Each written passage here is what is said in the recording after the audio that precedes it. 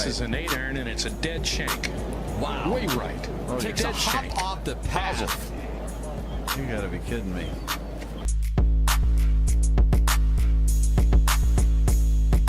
Very tough pitch shot right here. You got to hit it into the hill. One hop up and bite, and it's in. Kind of like that. Hey, this is Jay from Sub 70. I just wanted to give a quick little intro here. This will be episode 2 or part 2 of our interview with PGA Champion Shaun Micheel. A very interesting conversation regarding his PGA Championship win, his career following that. He had some battles with injuries and some other stuff going on in his life that had an impact on his professional golfing career, and he was very honest and forthright about those issues, and kind of reflects on those and also talks a little bit about what he's hoping to accomplish in the future, whether it's on the Web Tour, the PGA Tour, or the Champions Tour. So we'd like to thank Shaun again. There's also some sort of more lighthearted conversation regarding his thoughts and recollections of some other guys that he played with on the tour. So check it out. Follow us on social media at GolfSub70, and here's the rest of the interview. I mean, this is like a huge moment. Not only did you hit, one of the greatest shots in major championship history, so now you have your first win on the PGA Tour. You're going to be a major champion, and you, like I said, hit a shot that 50 years, 100 years from now, people will still remember that 7-iron shot. So how long does that take once it's sort of over to realize what you've accomplished, what you've done, and on multiple levels you're a part of history? Well, when I walked up and I was thinking about it, I was just kind of walking around the side of the green because Chad still had a good opportunity to finish solo second.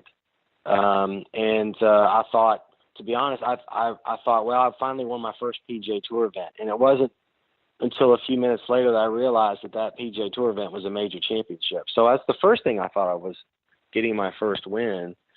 And I don't know, I didn't think too much about really about the shot. I mean, I kind of got up, but I did see when I was standing off to the side, my wife was wearing a bright pink blouse the entire day. And that was something that I kind of found her probably every hole during the day. I mean, I made it a point to, when things were going rough, or if I was getting a little bit out of rhythm or whatever, I was going to look for her walking with that pink blouse. And I pretty much saw it all day. And that was really when I could see her over there. And I've known Stephanie. I'm 49. I've known Stephanie since I was 13 years old. So we've known each other a long time. And she's been as supportive of me. Even in my junior golf days, she didn't know a whole lot about golf, but she would watch me play some. And so she had been a part of all of the struggles from 1994, 1996, 97, 2000. She had been a part of all of it. And I think for both of us to kind of still be supporting one another and encouraging each other, I just couldn't she was emotional. I started getting emotional. And, it was to have her there, and was a moment that I will never forget. So now that you're a major champion and you're going into the 2004 season, I'm assuming life changes pretty dramatically. Is there a lot of pressure to keep up that level of play, or are you comfortable enough just to play your game at that point? You had a really solid year, but what's that pressure like that now you've really stepped it up to the next level? Well, it changed for me the next week. I had not planned back in the day. The World Series of Golf at Firestone was the week after the PGA. And so I hadn't planned on being there. And I was using Glenn Day had a partnership with a bunch of guys and had a few airplanes, and I was flying one of them. And so I had the pilot bring the plane up, and I promptly got on the plane to go home. And I flew home, and I'm in the World Series, so now I got to do some laundry and get packed up and get back up to Firestone. And once I got there, I was out with my manager at a restaurant, and I realized just how my life had changed. People were coming up to me at dinner, and there was a lot of interest in me. There was a lot of interest in, my 7-iron. There's a lot of interest in what it's like to win. It was just literally 2 days before. And so I realized pretty soon on that I was in big trouble. As I've alluded to today, I pretty much kind of an introvert, and I wasn't real comfortable with kind of being the spotlight. I mean, I'm the guy that when you walk into a party, if I see you and I are good friends, I'm going to walk right to you. I'm not going to mill around, and it's just my personality. I really wish it wasn't like that, but it's just the way it is. And I recognize that, but I also recognize that I was in for I wouldn't say a rude awakening, but it just was. I knew how tough it was going to be, and I was really happy. And I thought about this later, that it was the last major, because the year was just about over, and I could pretty much go back and just stay in my house and never come out for a while. But yeah, I just I had a tough time. Jeff Sluman and Bob Sway both told me at some point after that August weekend that hey, enjoy your year, work hard, but really enjoy this year of being a PGA champion. I mean, there were a lot of new things. I'd gotten invited to play in Tigers tournament at Sherwood. I'd qualified for my first Masters. I had a 5-year exemption. So there were a lot of things that I was trying to work my way through. And practicing hard and trying to maintain that level that I had that week took precedence over everything else. I got home and I quit playing golf with my friends. I quit playing golf with my dad. I spent all of my time at Ridgeway trying to perfect, my golf swing. And I got out there, and like I said, I didn't feel that so much in 2004. I mean, I was still enjoying. I was busy. I was playing a lot of tournaments. There wasn't a whole lot of downtime, which I felt like at the time was a good thing for me. I just needed to kind of keep playing, keep that level of play up, not take any time off for fear of maybe, losing the feel of the short game or whatever. And so I didn't feel a whole lot of that. And I had a pretty good 2004, only one top 10. I think I finished 9th at the Players Championship, but a lot of cuts made. And people, I think they kind of gave me a free pass. They gave me that pass the first year. And I was disappointed to not have made the Ryder Cup in 2004. The Ryder Cup was always in odd years, and the unfortunate incident, the terrorist attacks of 2001, changed the Ryder Cup to even years. And so I didn't play really well enough. I only had one top 10, so I didn't really earn any points to get on the team. So I was a little bit disappointed at the end of that year, but I was still kind of working hard. But, that November of 2003, my son was born. And, talk about changing your life. I mean, certainly golf changed my professional life, but having a son and trying to be a new father and trying to balance being a husband, a new father, and a major champion, it was overwhelming. And I don't think I handled that very well. And my wife, who's an attorney, was traveling with me and Dade. And it was tough because, we travel and he needed to be fed. He was up at 12 o'clock, 1 o'clock, 3 o'clock, whatever. There was just a lot of times that, he would wake up and I would wake up, and it was tough. And I was trying to manage all of that, and it just proved to be, almost too difficult. And then my play started to kind of fall apart. I wasn't feeling really well. I just felt like I just didn't have any energy. I had no desire to play. I didn't know, which was hard to believe. I mean, a year and a half prior, I was on cloud 9 and celebrating my first win, and here I am not wanting to play golf literally a year and a half later. So I was trying to work my way through all of that, and it was just a tough time. And I just didn't handle it very well. But I mean, those are life things that happen to you, and you got to be able to kind of, you got to be able to perform. And then I started seeing a lot of negative things that were being written, and I mean, it hurt, I think, for a while that I was managing and juggling all these balls, and that just made me stay on the range longer. And one of the best pieces of advice I ever got from my college coach was to stay off the range. I had certain things that I was doing with him, and there are times to go to the range, but I found myself just living on the range. As I said earlier, I gave up playing with my friends. I gave up playing with my dad and his group, all the guys that I played with since I was a little kid, because I need to sit on the back of the range and trying to be perfect, and it ruined me, and I ended up getting hurt because of it. So a lot of regrets I have. And but there's been so many great things that have happened to me because of the PGA that I'm very grateful for all that I've been able to accomplish. This kind of leads into my next. I'll kind of make it a two-part question. Now you get to play in the other majors, so I'm not going to ask you what your favorite major is because I think I know that's the guess of the PGA. But on the other three, what major other than the PGA fit your eye the best? What did you enjoy most about those tournaments, or which one was your favorite?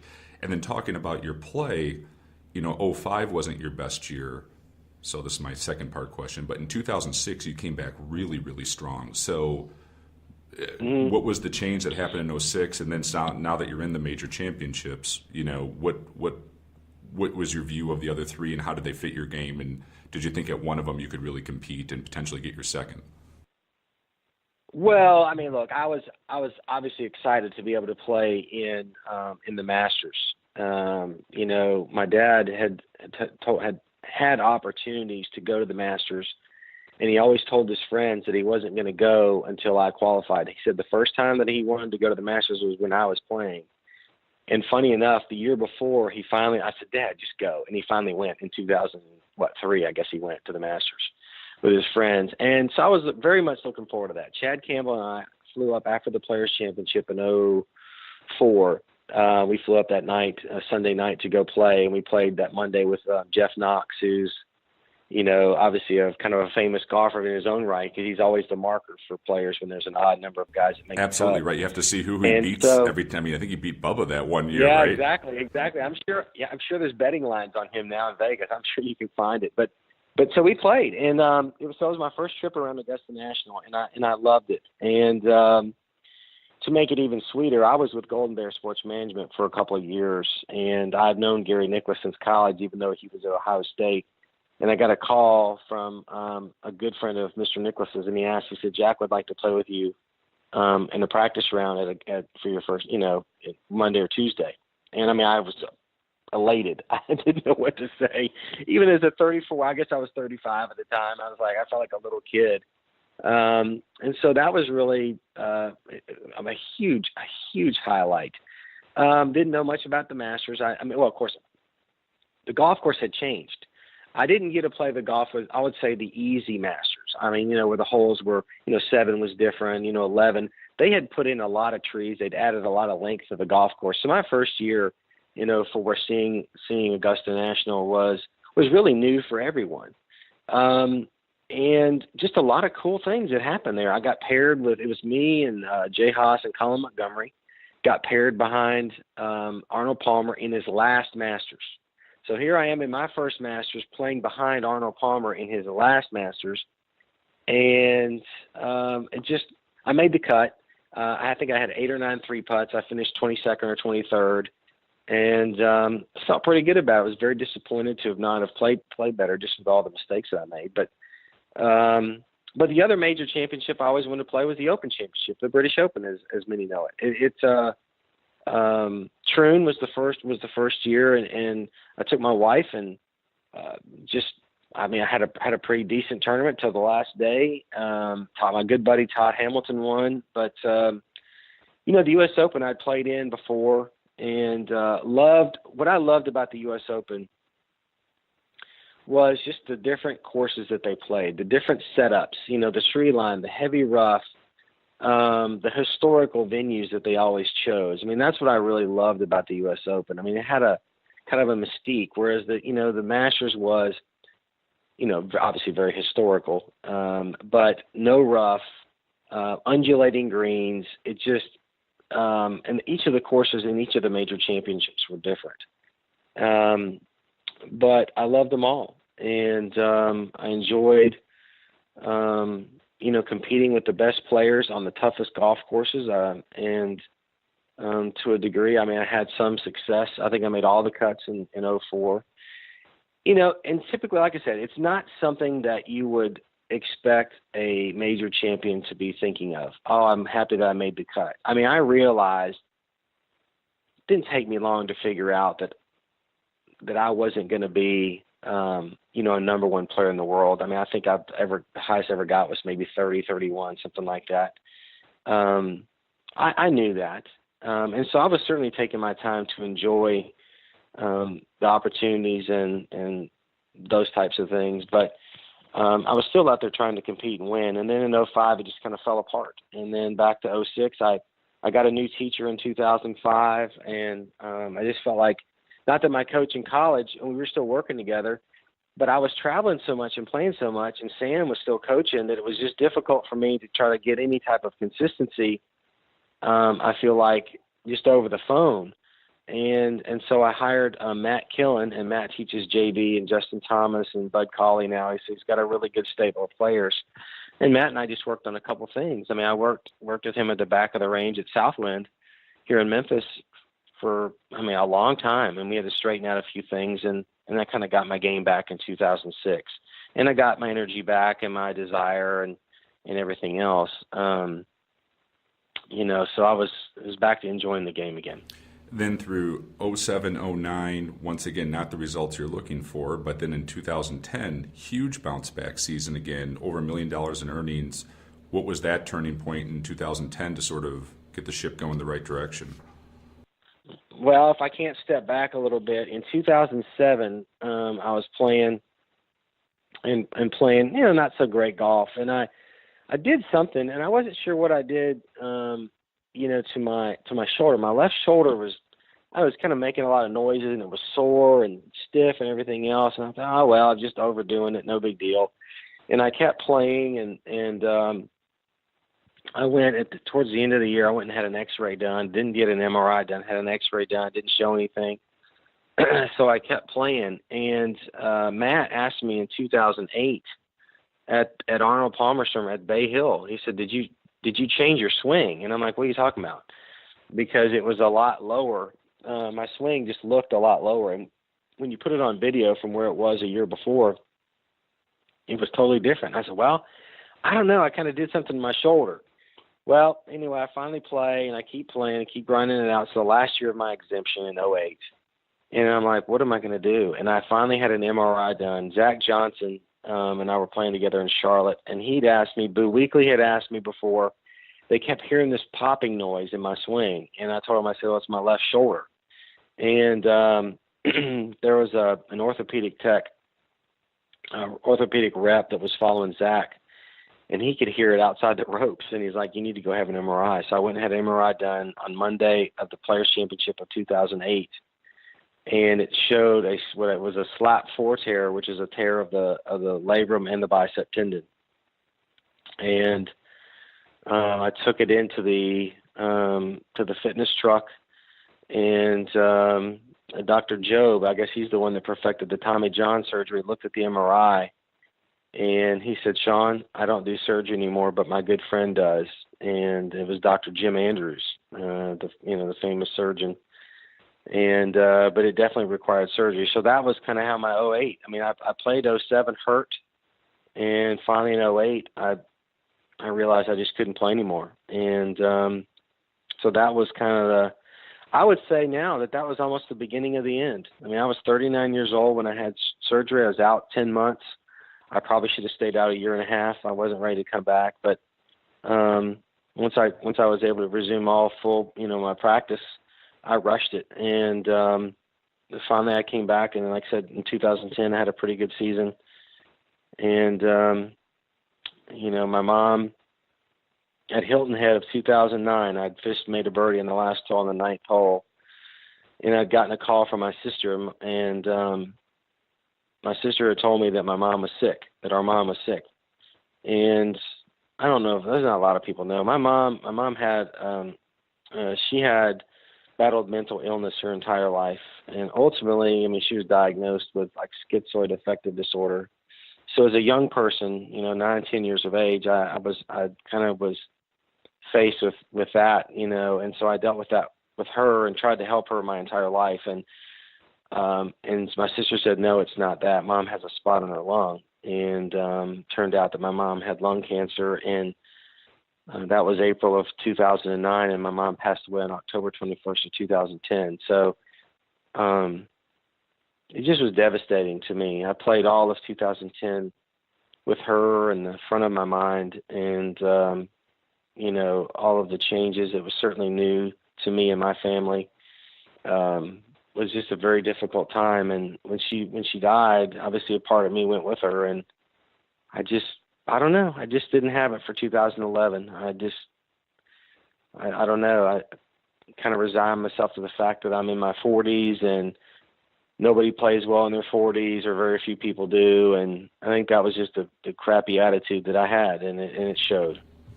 Well, then also looking at, you also had a health scare at, relatively speaking, young age at 45, almost the same age I am. In 2014, you had to have heart surgery. So that must be that's got to be a scary situation for you and your family to go through as well.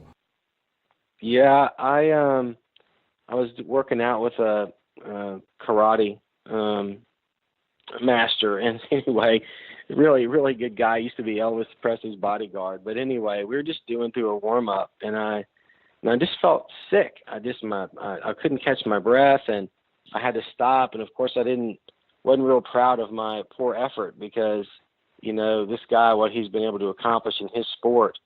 And I told him, I said, Patrick, I just don't think I can make it. And I went to the locker room and sat down, and he said, don't worry about it. Let's come back and do it another time. I thought maybe I was just getting a cold or something like that. But it happened again. And then it happened a couple other times, and I went to the doctor, and I performed all these tests, heart ultrasound. I'd done the stress test. I'd done, all the things that you would think of. And they didn't find anything. My resting heart rate was 60 or 61. They didn't find anything. And I went into a basketball game. I was going to the FedEx Forum with my wife, and we were walking. It was really, really cold. And, I had to walk a few hundred yards to get into the arena. And I got there, and I got inside, and I told my wife, I said, Stephanie, my neck is hurting. I said, if I die, tell whoever that my neck was hurting right here. And I pointed basically where my carotid artery was. And she kind of laughed and smirked. She says, what does that matter? You'll be dead anyway. So I was like, yeah, what a compassionate wife I have. Good sense of humor under pressure, I guess. Yeah. Right. So I went in and I got warmed up, and it went away. And I went back and I got back outside, and I didn't really feel it. We just kind of walked slow getting back to the car. But I called my doctor, and I said, there's something going on. This is what's happened to me. And he called me up, and he said, okay, I got you in for this test. And I went in, and I had a heart CT with the contrast. And prior to going in there, one of the nurses asked me, she said, well, in order for me to do this test, your heart rate has to be, I think it was under 62 or 61, your resting heart rate. Otherwise, I'm going to have to give you like a beta blocker. And which obviously I was like, well, crap, I know that's a banned substance on the PGA Tour anti-doping list, so hope I don't have to do that. So anyway, my resting heart rate was like 60. And she asked me, why are you in here? I said, I don't know. My doctor just said you need to come. So I'm getting a little long-winded with this story, so my apologies. But in the end, I got home from this test, and not even 2 hours later, my doctor told me to come into his office, and he wouldn't even explain to me over the phone. And what he had found was my right coronary artery was 99% blocked.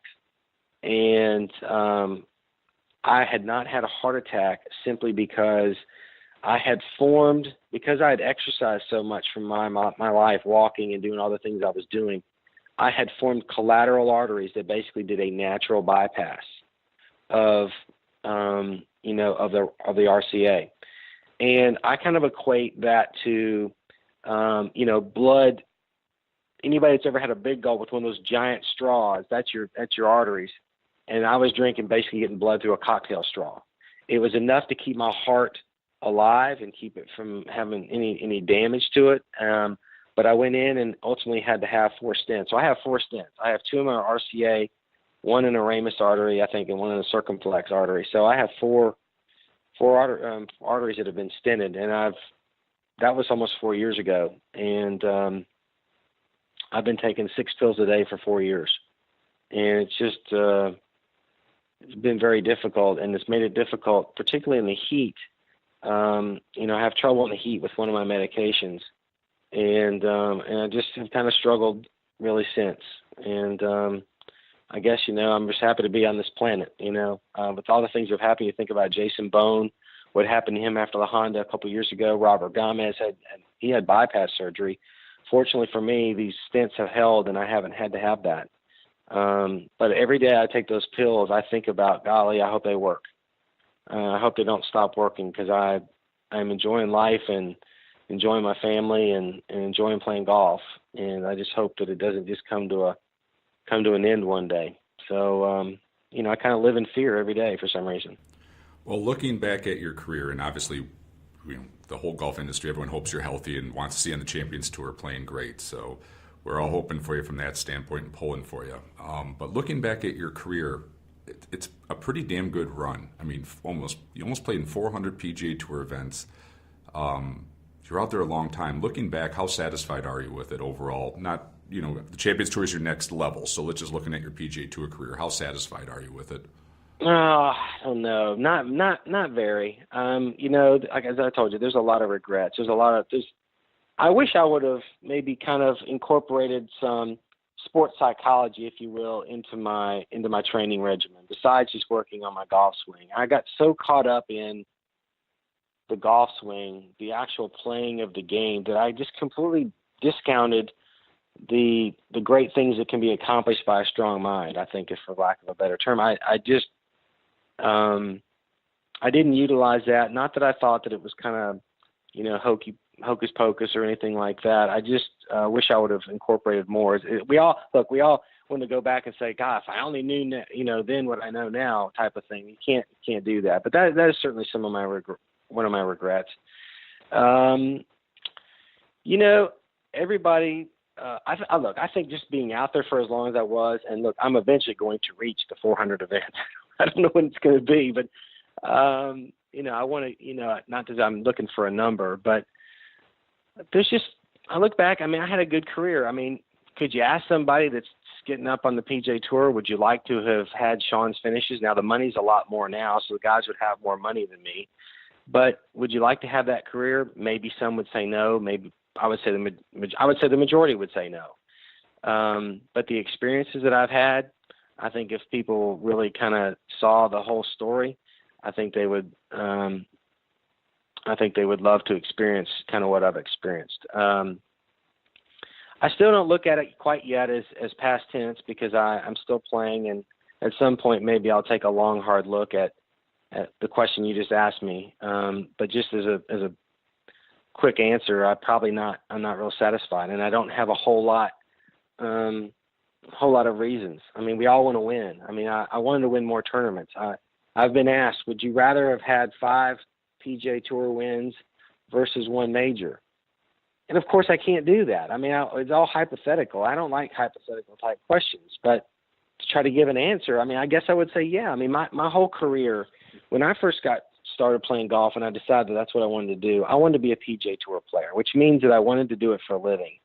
And in order to do it for a living, you got to be out there. You got to be out there every year. So I almost think that if I had just had 5 wins but I would have had a 15 to 18 or 20 year straight career, I think it'd be a lot easier to answer questions as to why haven't you won a major versus why have you won a major and never won anything else? Because I can tell you that Lee Westwood and some of these other guys, Steve Stricker, and there's a lot of guys that have won so many tournaments and have Hall of Fame careers that never won a major. They hurt because of that. But I can tell you, I hurt just as much, and I have one. Why? I get tired of answering questions.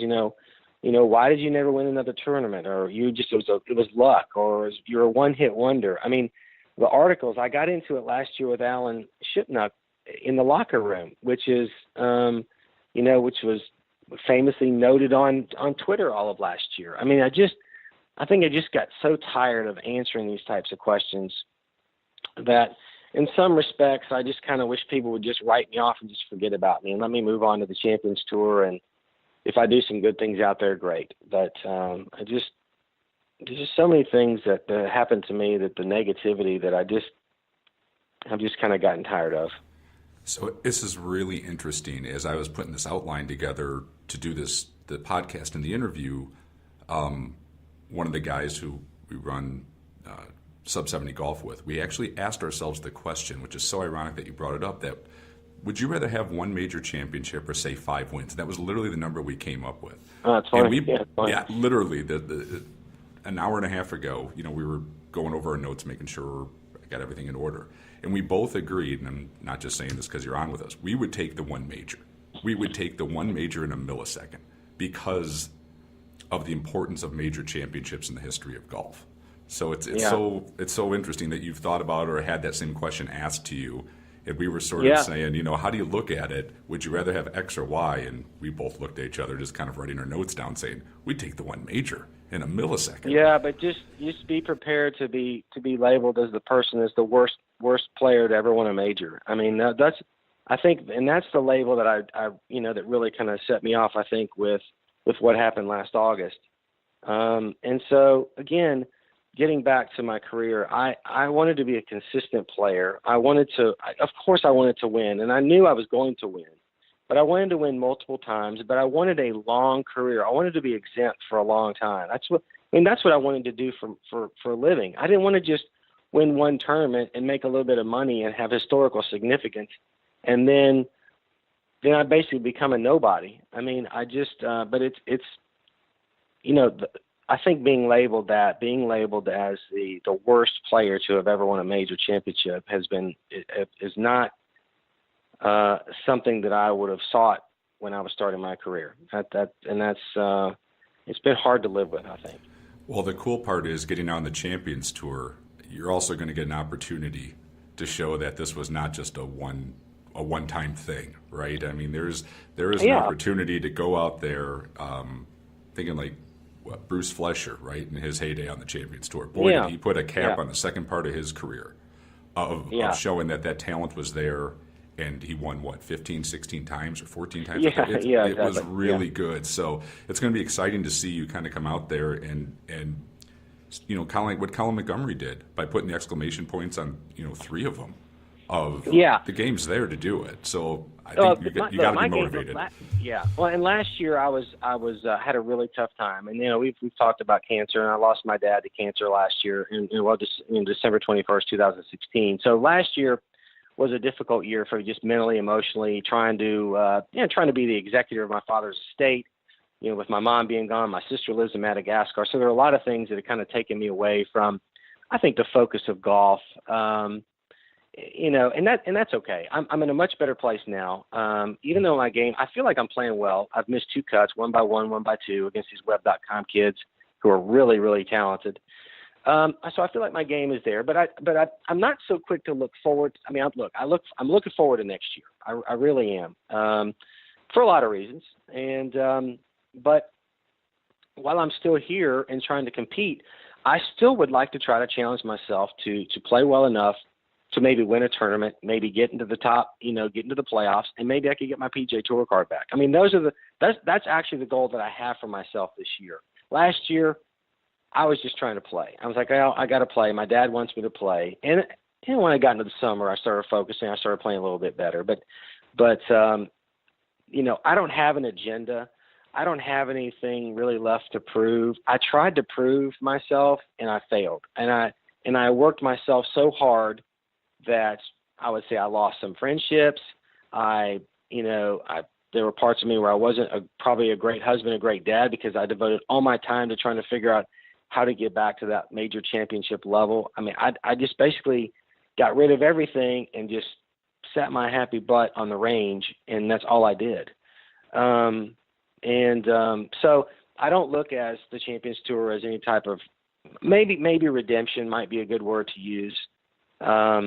But again, I look forward to getting back on to playing golf with guys my own age, guys that I grew up playing with in the late 90s and the 2000s, and just being around those guys. And look, I've been there and done that, if you will. And not that I don't want to experience the PGA Tour anymore. It's just changed so much in so many ways that I don't enjoy that type of game anymore. No, and I think if you got your card at almost 50 years old, that would be a hell of an accomplishment. It should be a goal you look forward to. I mean, that would be going into the Champions Tour, being exempt on the PGA Tour. That would be some momentum in the right direction, that you know you're playing some quality golf. And then if you're playing quality golf in your late 40s like that, from what I've seen of watching those guys go into the Champions Tour, they do well. If you're competing, yeah, I mean, that would be a great goal, and I hope you get there. Well, my next series is we kind of asked the same questions to the guys we've interviewed, and they're kind of quick answers. Some that came up that I thought would be interesting is for you to give your quick impressions of these players. They're kind of your era or generation, of guys you compete against, and just give me your quick sort of 30-second thoughts on each one of them. So I'm going to go through my list here. No right or wrong answer. Ernie Els. Wow, really impressive. Major championship qualities about him, the length, the touch around the greens. I mean, he certainly lost some of that over the years, as we all do. But just incredible. I mean, he was built, I think, for major championship golf. Phil Mickelson. Wow, unbelievably talented. I always questioned whether or not his aggressive style was something that was going to suit the PGA Tour for a long time, and he certainly proved me wrong. And he's great with the fans. I would say almost Arnold Palmer-esque in that way. Tiger Woods. The best player I've ever played with. Can argue that he's probably the best player of all time, but you can't discount the 18 majors that Jack has. But I was blessed to have played with him in his prime, and I look forward to watching his comeback, and I hope that these young kids get to see him at least for a brief moment in what I got to see. Jim Furyk. Consistent. He and I were in the playoff together in 1993 at the Tour School. I birdied the first two holes, and I think he went birdie par, so it was my one and only time to beat him. But great player, consistent player, someone that I wanted to mold my game after as far as tournament and longevity. Just a consistent player. Vijay Singh. I played with Vijay in Macau in 1998, and I was in awe of him, of his size, his work ethic, his attitude. I mean, he's very rough around the edges. Once you get to know him, he'd come up and give you a hug, I think, if you asked him. He just impressive. He's had a great career, an unbelievable drive to succeed. John Daly. Oh, I lost money to John when I was 19 years old. I lost $500 to John on my home course. That's for another story, I guess. But unbelievably gifted. I mean, the talent is limitless, really, with John. I think John just got he got taken astray a little bit with some of the things that happened to him along the way. But unbelievably talented, and probably if you asked any of the guys out there, including Tiger Woods, John might have the best set of hands that's ever lived. Retief Goosen. Played a little bit with Retief and heard a lot about him when I was in South Africa. I'll never forget the major championship that he won at Southern Hills when he missed that short putt. But his career, he's got one at Shinnecock in the U.S. Open in 2004. And just unbelievably straight driver, very quiet, which was surprising to me. Didn't have a whole lot to say, but I'd like to have his game. And my final one here for you is Mike Weir. Oh, Mike and I got to know each other a little bit. That was the year of 2003 when we all won our major championships, the four of us. I'm sitting here looking at this picture right now. From a flag that we all signed at the Grand Slam of Golf. And, that Masters will go down in history for me because I remember seeing he was battling, I believe, Lynn Matisse, who very well could have deserved to have won that tournament. But Mike had the determination. Was an unbelievably great putter. And injuries kind of got the best of him too. But I think you'll look forward to seeing him on the Champions Tour. So let me ask you about Memphis. I absolutely love the town. Being in the golf business, I get down there every couple of years to see my buddies over at True Temper. And if you're going to go to Memphis, for the people listening, what couple golf courses would you suggest to play? They could be private or public. And then if you are going to go out for dinner, where's the best Memphis barbecue at, in your opinion? Oh gosh. Okay. Well, got to go to the Rendezvous. The Rendezvous, and everybody has different styles of taste, for barbecue. Or the Rendezvous is known for their dry rub. The Vergas family, they're really good friends of mine. They actually did my Champions Dinner in 2004 at Whistling Straits. But look, my home club, Ridgeway Country Club, very centrally located. It's a fun golf course to play. Never gets old. There's so many. I mean, Colonial, you got to go see Colonial Country Club. I mean, for anybody that's ever been there, the golf course, the length is pretty much the same. I think they've added a tee or two here or there. But to see and actually play the golf course and to try to digest how Geiberger shot 59 on there is definitely a place to see. Memphis Country Club is it's hard to get on, but it's a beautiful place too. But I stick out here at my club at Ridgeway Country Club. But there's TPC Southwind obviously is a host of the tournament. And it's tough, but if you come out, I would say you need to go out to Colonial and see where Al shot his 59. If you could take 3 PGA Tour players, or they could be Champion Tour players, for a day out of golf, maybe a little fun money game, and grabbing dinner and a few drinks afterwards, which 3 guys are you taking? What course are you playing, and why are you taking these 3 guys? Oh God. Oh well, I mean, look, I mean, I think I'm not a huge historian on the game of golf, but I have an overwhelming appreciation for where the game got started. I mean, I would love, of course, you got to have Tiger Woods. You got to have. I would love to have, John Daly for the stories, and probably Jack Nicklaus. I think just for his tremendous accomplishments, and because I know him pretty well. And oh God, where would we play? I mean, I guess we're going to go to Oak Hill. We're going to take them up to Oak Hill. We're going to play old Donald Ross course and kind of relive some memories. I don't know too many restaurants because back in when I won there in 2003, I pretty much had room service. I was too afraid to go out, with all the stuff that was going on. But there's so many guys you could mention in that question. But I think just, Tiger Woods, being around him, playing with him in kind of my era is the best player I've ever played with. Just the things that he was able to accomplish and things he could do with the golf ball, it just kind of made you shake your head.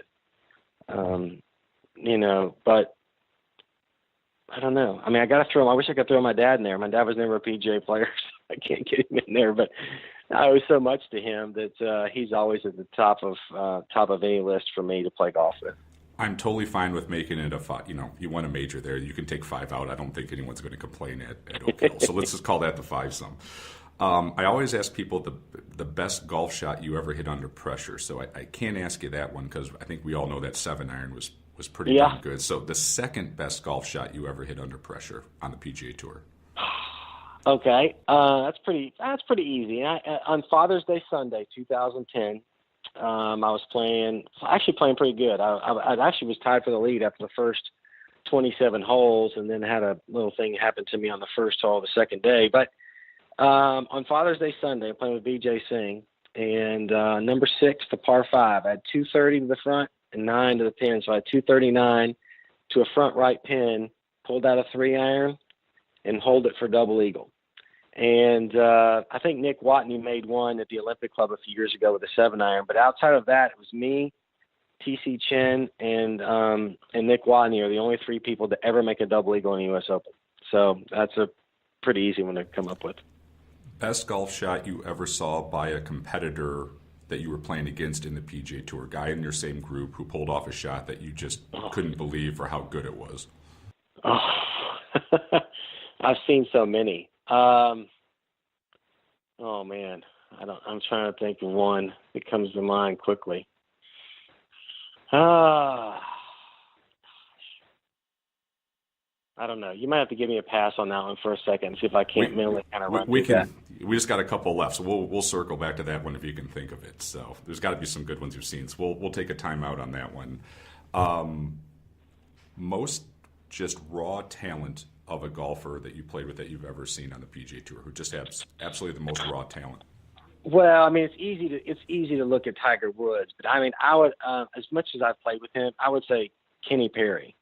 Kenny Perry is probably one of the best ball. He and Chad Campbell are right up there with ball striking, and I would say Kenny. The sound that the ball made coming off of Kenny's, not only his driver, because he's a big guy, he's got some speed and strength, but just the way that he kind of hit every shot. It was also some of the most consistent ball flight of anyone I've ever seen. This high draw. I mean, it's easy to see why Kenny, won 30-some million on the PGA Tour. Most people don't even realize that. But I'd have to say that, and there have been so many that I've played with. But as far as just top to bottom, I mean, just the ability to hit shots. I mean, I would say Kenny's right up there. I mean, Tiger is always going to be there because he just amazed everybody with his shot making, his ability to get out of trouble. I mean, the short game that he had under pressure was just phenomenal. But as far as somebody that I played with regularly, I mean, it has to be KP. Best 3 golf courses in the world and what makes them so special? Oh, wow. Well, Oak Hills obviously is going to be there. I just love, like I said earlier, I love the tree line. I love the tree line golf courses. I love the old clubhouse. I love the practice facility. I love the elevation changes that they have, the way that the fairways kind of meandered around the property. But, you got, I think, so many. I mean, Carnoustie I loved. Oakmont's another one. And I guess that's 3. But, I mean, there are so many. I used to love Firestone. I mean, the golf course has changed a lot with the technology. But, Augusta's going to be there. Shinnecock. I mean, Oak Hill, Oakmont. I mean, all those great courses. Yeah, it's hard to pick just 3 for what you've seen. It totally makes sense to me. Each has their own uniqueness to it. Yeah, and you think too. I've played in so many different golf courses. I mean, I've played in so many different countries that I've seen the best in every country. It seems like that I've played in. So hard to pick. Also, I know you've given back to a lot charity-wise with St. Jude's and the Make-A-Wish Foundation, then obviously with your dad's situation with glioblastoma. How important or special has that been to you? And I'm assuming you get a lot back out of it as well as working with those charities. Yeah, I mean, after I won the PGA, it was absolute perfect timing. John Daly had left the Make-A-Wish Foundation to start his own charitable group called the Lion's Heart Foundation. And I did the Make-A-Wish, the Shaun Micheel Make-A-Wish Golf Classic. Stephanie and I did that for 14 years. And I stopped doing it last year after my dad died. I just had kind of lost the energy, I think. But we raised a lot of money for those children, these sick children, these wishes, and just the ability to see the smiles on their faces and everything else is why, I kind of was surrounded with them. But as far as, the glioblastoma thing and my mom died of lung cancer, my dad with the brain cancer, I hadn't been as active with them. I used to wear a gray ribbon when my dad was sick. I wore a gray ribbon, on my hat and on my shirt collar for a while. And I just hadn't really been able to kind of mount anything, for him. And I'm supportive of all the charities. If people ask me to donate something, I'm there. What better way to give back to people that are suffering than to, with your time or a phone call or a visit or something else. And fortunately, Stephanie and I were able to raise a lot of money for our local organization here in Memphis. But they're all worthwhile and they're all worth giving to. Well, we also put on Twitter that we're going to be doing the podcast with you, and Bobby Clampett, who we interviewed a couple weeks ago, had a question for you, if I can ask that. Oh, yeah. It's quote unquote. How does having a recreational activity like flying airplanes affect your golf game? Oh, what a question! I don't know. I Yeah. think just the mental side of things. In an airplane that's traveling whatever speed. I mean, you're always having to think ahead. And I think in golf they try to stay, somewhat in the present, but you still always have to kind of be thinking about what's out in front of you. Flying an airplane is an absolute joy. It's not easy to do, but I mean, I love flying more than I love playing golf.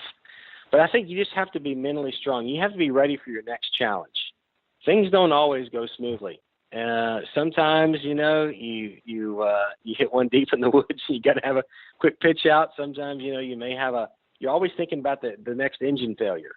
What are you doing on takeoff? I mean, what am I going to do? How am I going to respond to this thing that may be, affecting, my life? Whereas in golf, it's not life and death, but they kind of mirror each other. There's always problems. You're always thinking about that. And,